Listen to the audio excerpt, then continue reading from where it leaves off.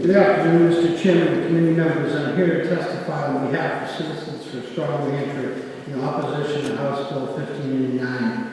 Our organization and its members are firm believers in the principles of limited government laid out by our founding fathers in the United States Constitution and reaffirmed within our own state constitution. We believe that this legislation is a direct threat to the Second Amendment rights of citizens to keep and bear arms, and the passage of this legislation will infringe on these rights.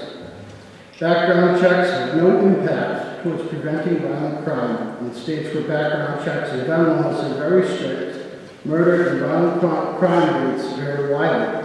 For example, New York, which has the fourth strictest gun laws in America, was in the top 10 for murder rates in the nation in the year 2011.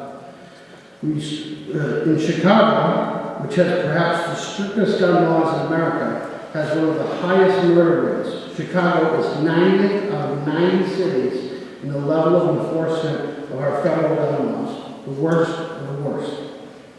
We strongly believe that this legislation will not have any effect on criminal activity or violent crime and will only hurt law-abiding gun owners. It is already a federal felony for any private person to sell, trade, give, lend, rent, or transfer a gun to a person you know or should have known is not legally allowed to own, purchase, or possess a firearm.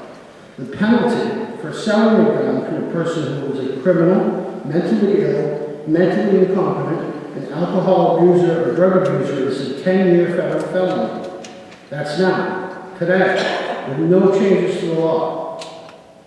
According to a 2012 report by the Department of Justice, more than 72,000 people were turned down for gun purchase in 2010 because they didn't pass the background check. Yet only 44 of those cases were prosecuted. 44 out of 72,000.